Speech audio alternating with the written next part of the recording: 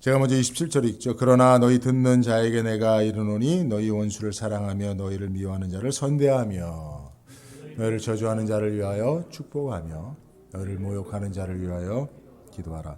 내 입뺨을 치는 자에게 젖밤도 돌려대며 내 겉옷을 빼앗는 자에게 속옷도 금하지 말라. 물은 내게 구하는 자에게 주며 내 것을 가져가는 자에게 다시 달라지 말며 남에게 대접을 받고자 하는 대로 너희도 남을 대접하라. 내가 만일 너희를 사랑하는 자를 사랑하면 칭찬받을 것이 무엇이뇨? 죄인들도 사랑하는 자를 사랑하느니라. 너희가 만일 선대하는 자를 선대하면 칭찬받을 것이 무엇이뇨? 죄인들도 이같이 하느니라. 너희가 받기를 바라고 받을 것이 무엇이뇨? 죄인들도 의수히 받고자 하여 죄인에게도 빌리느니라. 오직 너희는 원수를 사랑하고 선대하며 아무것도 바라지 말고 빌리라.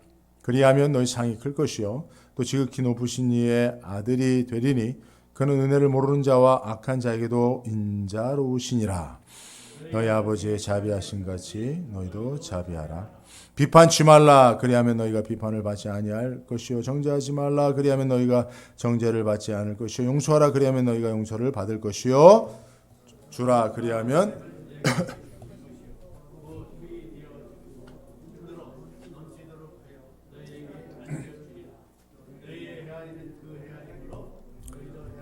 도로 받을 것이니라. 아멘. 할렐루야. 예, 제가 안식일의 주인이라고 하는 설교로 제목으로 설교를 이제 준비를 다 했어요. 하고 제가 생각해 보니까 좀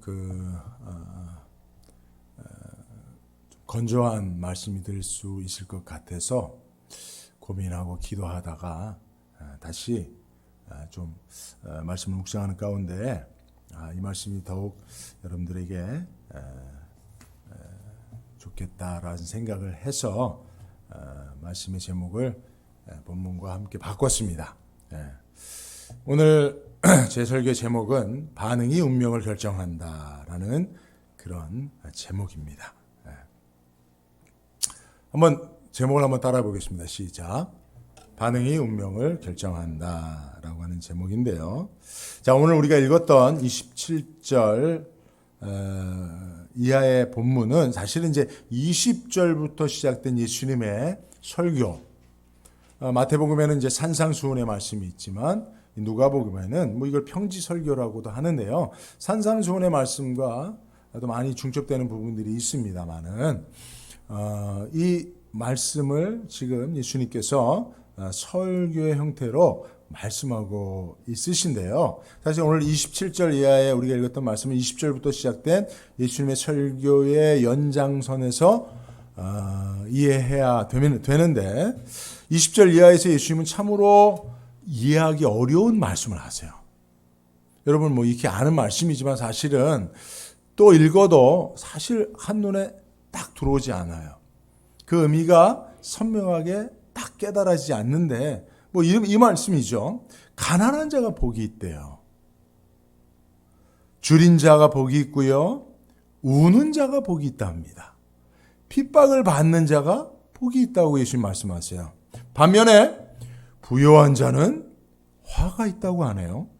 배부른 자, 기쁨으로 웃는 자는 화가 있고 웃는 자는 도리어 울게 될 것이고, 그리고 더 이해하기 힘든 것은 칭찬 듣는 자에게 화가 있다는 거예요.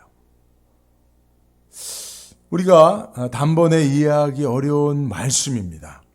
자, 그런데 이 이해하기 어려운 말씀을 하나의 키워드를 가지고 바라보면 쉽게 이해되는데 그 키워드가 뭐냐면 반응이라는 거예요. 반응이라는 단어를 염두에 두고 이 말씀을 다시 해석하면 그 의미의 해석의 길이 열리게 되는데요. 그래서 사실 오늘 설교의 그 부제는 복음엔 반응이 중요하다라고 하는 그런 부제를 제가 또 정했는데요. 여러분, 현대 과학 기술의 진보는 반응 속도와 관련이 깊습니다. 여러분, 이제 우리나라의 거의 그 GDP의 10% 이상을 차지하는 그 기업이 이제 그 수출하는 기업이 삼성이에요. 삼성이 뭐 놀라운 세계적인 기업이죠. 우리 한국의 자랑이기도 하잖아요. 그죠? 근데 이 삼성이 반도체가 유명한데 특별히 삼성 반도체에는 여러 가지 그 전설들이 내려오는데 그 가운데 하나가 이제 황해 법칙이에요. 황해 법칙이라고 해서 메모리 용량은 매년 2배로 증가한다. 이런 그 반도체 사장인 그 황 사장님께서 이것을 공언했는데 그가 예언한 대로 실제로 삼성 반도체가 매년 메모리 용량을 2배씩 늘려가는 그 일들을 지속했는 뭐 그것을 이제 황해 법칙, 기적 같은 법칙이라 이런 얘기도 하는데요. 어쨌든 삼성 반도체가 세계적인 반도체 기업이 될 수 있었던 것, 그 메모리 용량을 늘려가는 것도 있지만 사실은 여러분 메모리 용량이 늘어나도 반응이 느리면 그래서 별로 의미가 없는 거예요. 그죠? 요새 이제 핸드폰을 여러분 쓰시는데 지금은 5G 시대라고 그래요. 5G는 4G보다 20배나 반응 속도가 빠른 거예요. 그래서 기술의 진보는 사실은 얼마나 빠르고 예민하게 섬세하게 반응하느냐, 터치에 반응하느냐 이런 거거든요. 그죠? 마찬가지로 여러분 복음도 반응과 매우 밀접한 깊은 연관성을 가지고 있습니다. 여러분 우리가 이제 복음을 믿고 구원받는다고 하잖아요. 그게 무엇입니까? 오늘 중요한 여러분 개념을 여러분들에게 다시 한번 설명하는데요. 우리가 복음을 믿고 구원을 받는다는 것은 복음 안에 있는 여러분 희년의 복음이라고 제가 가르쳐 드렸죠. 희년의 복음 안에 있는 구원, 그죠? 죄사함, 천국, 영생, 해방과 자유와 평안과 아멘 해도 됩니다, 여러분. 네. 기쁨, 그죠? 이런 것들이 복음 안에 담겨 있어요. 그죠? 근데 그 복음을 들으면 내가 정말 그 복음 안에 있는 그 모든 것을 소유해야 할 필요가 있는 자로 인식하게 되는 거죠.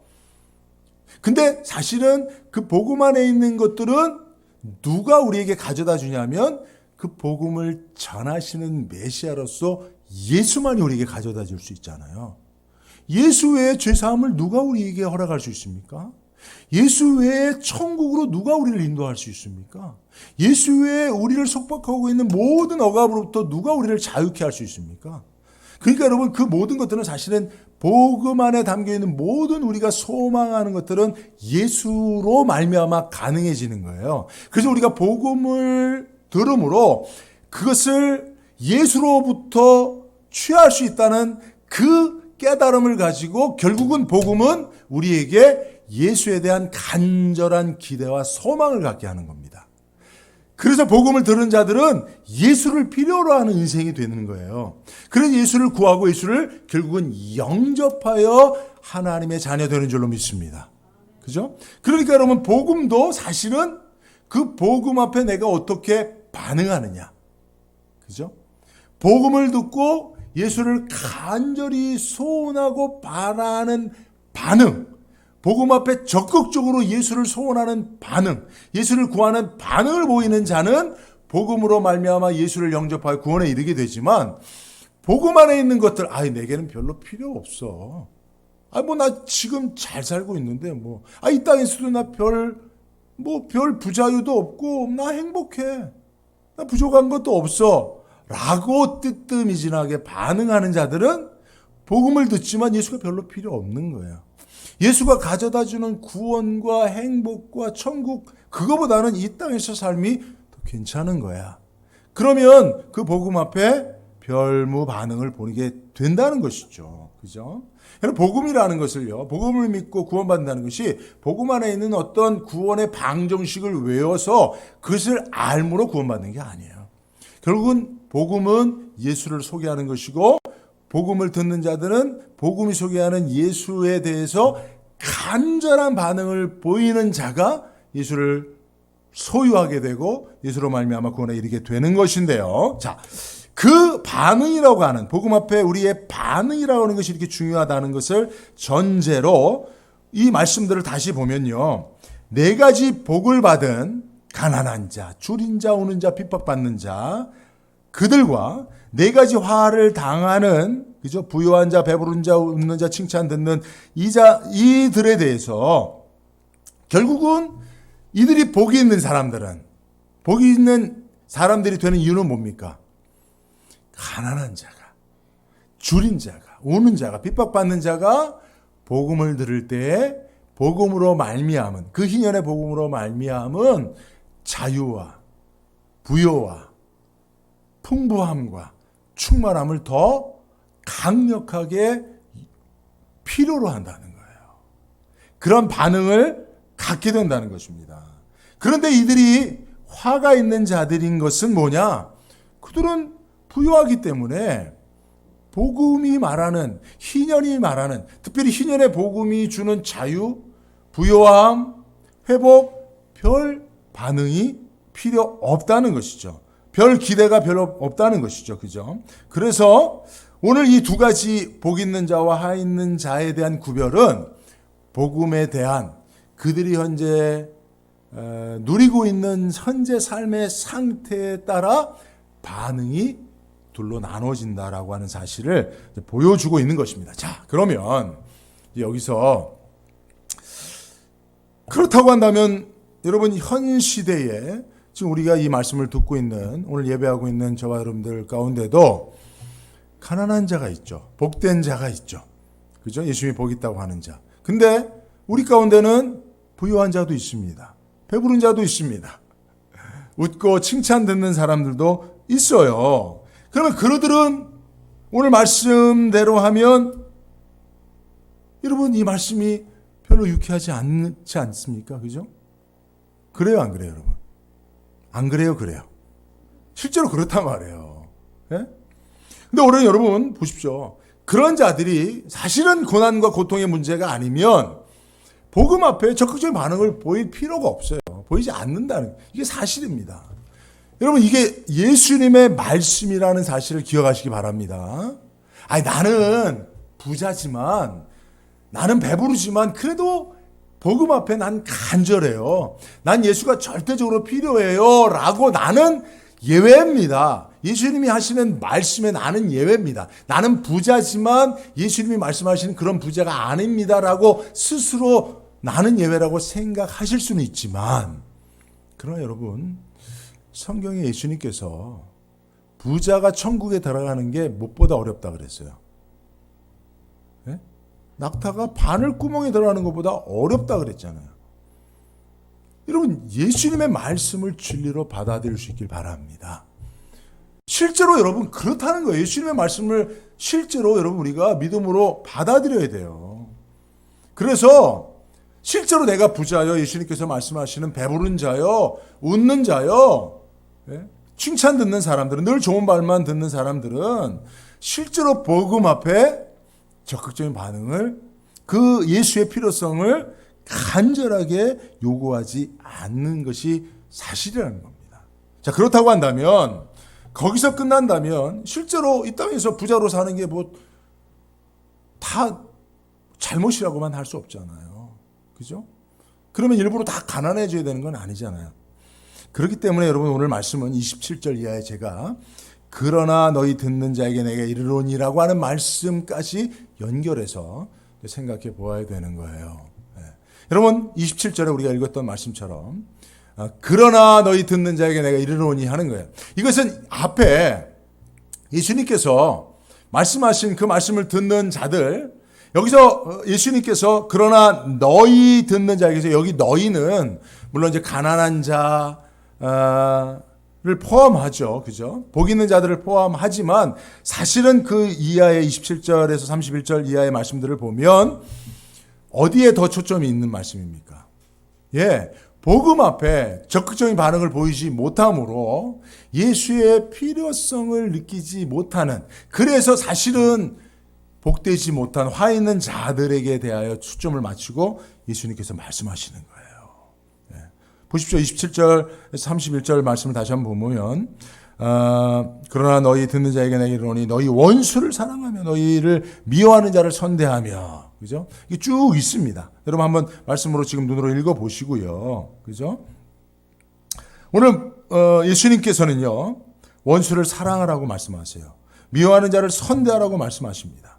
저주하는 자를 축복하고 모욕하는 자들을 위해 기도하라고 합니다. 그리고 겉옷을 빼앗는 자에게 속옷도 거절지 말라 그래요. 구하는 자에게 그냥 내어주라 그럽니다. 대접을 받는 대로 다른 사람도 대접하라는 겁니다. 자, 그러면요, 요 말씀들은 가난한 자들에게 더 잘 해당되는 말씀입니까? 핍박받는 자들에게 더 잘 해당되는 말씀입니까? 배부른 자에게 더 잘 해당되는 말 아니에요.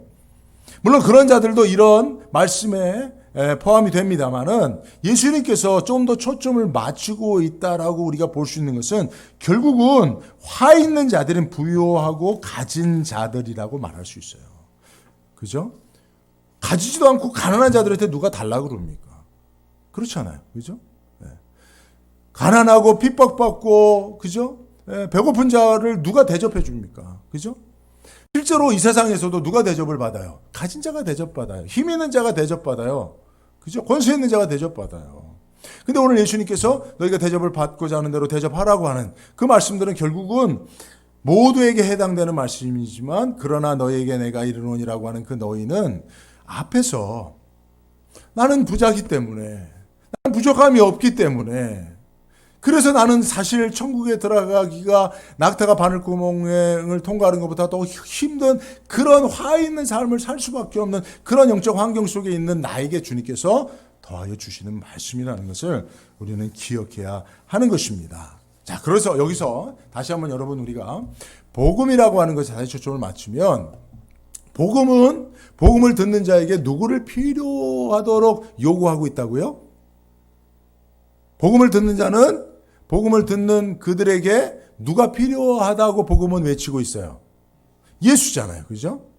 복음을 듣는 자에게 이 복음 안에 있는 부요함, 그것은 가난한 나를 부요케 하고, 그죠? 노예된 나를 자유케 하는 그 복음을 들을 때 노예된 자는 나는 자유가 필요해. 자유를 열망하게 되는데 그 복음 안에 있는 그 자유를 누가 줘요? 예수가 준단 말이에요. 그러니까 나는 복음을 듣는 만큼 예수가 필요한 존재가 되는 거죠. 근데 좀 전에 말씀드렸지만 부자들은, 부족함이 없는 자들은 복음 안에 있는 것들이 지금 내 현재의 삶 가운데 별로 크게 필요치 않단 말이에요. 그러니 그 복음 그 안에 있는 것들을 내게 주시는 예수를 간절히 소망하지 못하게 된다는 말씀이거든요. 그러나 그들에게 주님께서 주시는 또 하나의 복음 안에 있는 다른 차원의 말씀들이 있다는 거예요. 여러분, 복음에는 두 가지가 있어요. 특별히 복음은 희년의 복음이라고 했잖아요. 그죠? 희년의 복음은 뭡니까? 희년은 세 가지라 그랬죠?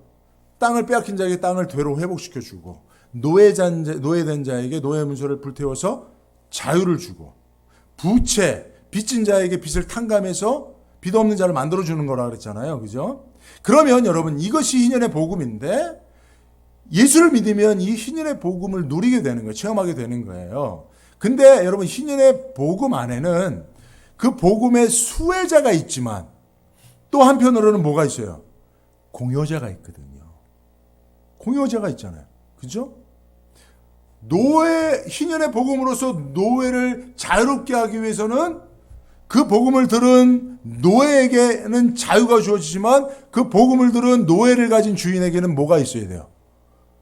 자기가 주인으로서의 권리를 포기함이 있어야 되잖아요. 노예에게 자유케 되어지는 그 자유는 노예에겐 수혜자지만 주인에게는 공효자란 말이에요. 복음 안에는 이 두 가지 면이 다 있다는 거예요, 여러분. 우리가 복음을 듣고 늘 복음의 수혜자로만 그렇게 생각하니까 기복신앙이 되는 거예요. 하나님 주시옵소서만 하는 거예요. 근데 복음 안에는 복음의 수혜자의 모습도 있지만 복음의 공효자의 모습도 있어요. 그래서 복음을 듣는 자에게 예수님은 네가 희년의 복음이 이 땅에 선포되고 그 희년의 복음대로 많은 사람들이 자유를 얻게 하기 위해서 네가 하나님으로부터 받은 것이 있으면 그걸 기꺼이 나누라고 말씀하십니다. 여기에 사실은 부자들은 초점을 맞추고 복음의 공효자로서의 하나님의 요구 앞에 순종하기 시작해야 그 복음을 통해서 예수를 필요로 하는 자로 남게 되어진다는 거예요. 이해가 잘 되십니까? 안 됩니까? 좀 더 설명을 들어보시면 됩니다. 자, 왜냐면요, 오늘 예수님의 말씀은요, 원수를 사랑하라고 하십니다. 그죠? 그리고 너를 미워하는 자도 선대하라고 하세요. 근데 여러분 보세요. 가난한 자에게만 원수가 있는 게 아니에요. 그죠? 부자들에게도 원수가 있고요. 도리어 부한 자, 배부른 자, 이 땅에서 권세 있는 자, 떵떵거리며 잘 사는 자, 성공한 사람들에게 더 많은 원수가 있고요. 그죠? 더 많이 요구하는 사람들이 있습니다. 그러니까 그들에게 예수님께서 요구하시는 거, 그죠? 너희의 사랑을 확대시키라는 거예요. 그죠? 그 네가 부자로 살며 부족함이 없다고 하지만 그러나 네가 해야 할 일이 있는데 원수 사랑하라는 거예요. 너를 미워하는 자를 선대하라는 거예요. 그죠? 그리고 너에게 구하는 자에게 나누어 주라는 거예요. 나누어 주되 다시 받을 생각하지 말라는 거예요. 네가 대접을 부자로서 권세 있는 자로서 대접을 받는 만큼 다른 사람을 더 대접하라고 하는 거예요.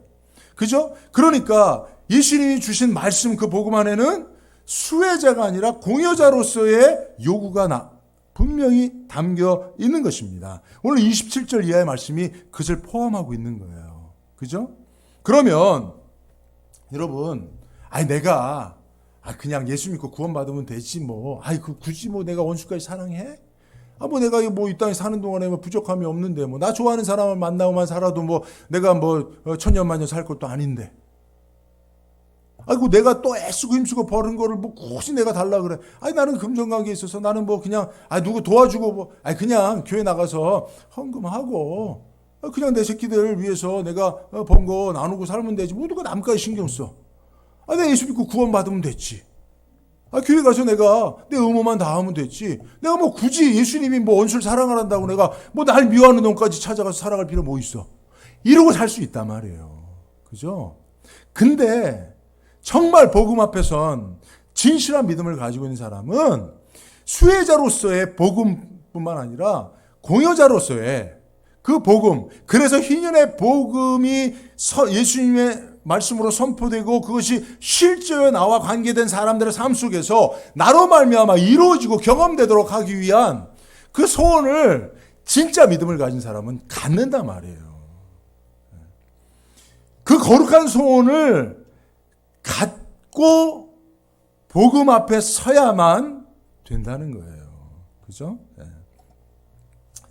실제로 여러분, 이 말씀을 저에게 조금 적용해서 여러분들에게 좀 쉽게 말씀드리면, 저는 이제 목사잖아요. 제가 예수님을 믿을까요, 안 믿을까요? 예수 믿거든요.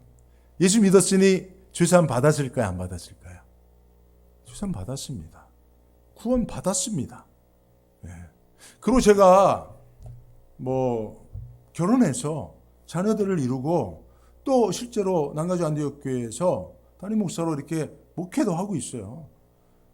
제가 어디 가서 허랑방탕한 짓을 하며 이렇게 세상에서 말하는 그런 죄악을 저지르며 살지도 않아요.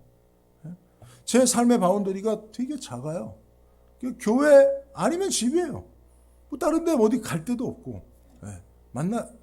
지금 코로나라 더욱 그렇지만 제가 늘 그렇습니다. 늘 제 생각은 성도들 생각이고 교회 생각이고 저희 가정 생각이고 그렇습니다. 말씀과 기도 그거 외에는 제 삶이 없어요. 그러니까 크게 제가 죄의식을 하나님 앞에 갖고 살 만큼 그렇게 방탕한 삶을 살지도 않습니다.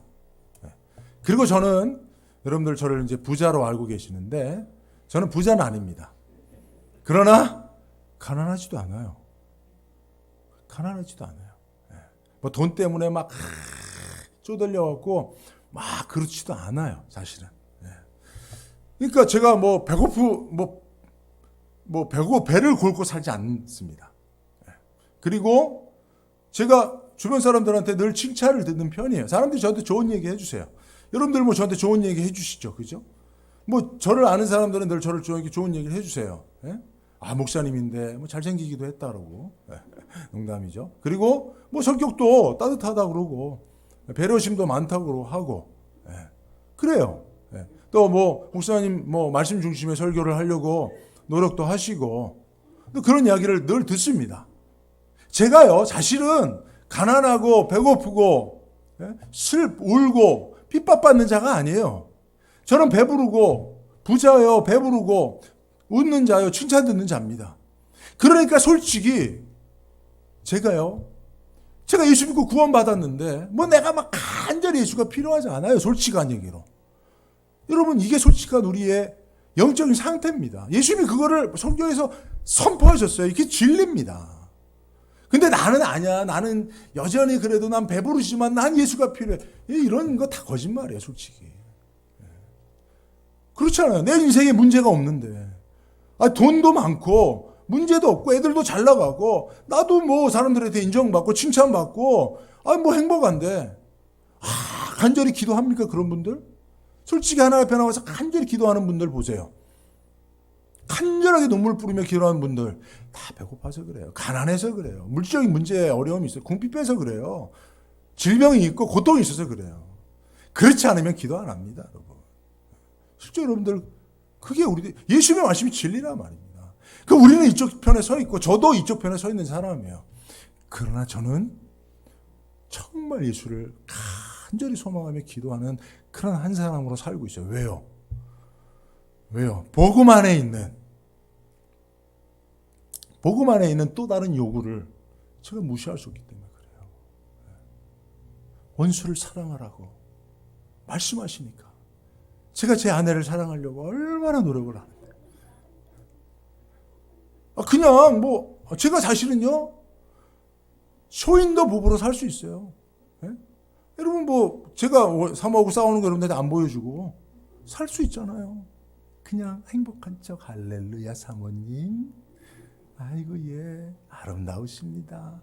우리 사모님 참 믿음도 좋으십니다. 이렇게 늘 우리 사모는 내조를 하기 위해서요. 어떤 목사님은 우리 사모는 나는 내 복이 두 벌인데 한 벌 내 복으로 수십 년을 살아왔습니다. 이렇게 포장하면서 얼마든지 살 수 있어요.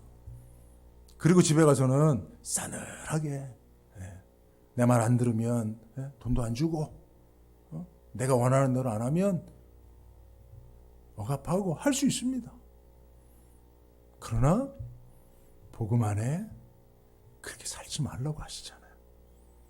원수도 사랑하라고 하는데 내 아내를 사랑하는 그 사랑의 정도가 내가 생각하고 있는 그냥 좋은 남편 정도로 끝나지 않는다는 사실을 말씀을 통해서 저는 깨닫고 있기 때문에 그렇죠. 제가 제 자녀들에게 그나마 비교적으로는 그렇게 나쁜 아빠는 아니에요. 그러나 그것으로 만족하지 못하는 그 요구가 성경에 있기 때문에 예수님의 복음 안에 있기 때문에 제가 여러분들에게 더 훌륭한 인격을 가진 목회자로서 여러분들 앞에 더 성장하고 성숙해야 된다고 하는 그 복음의 요구가 분명히 있고 저는 그것 때문에 사실은 계속 몸부림치고 살고 있죠.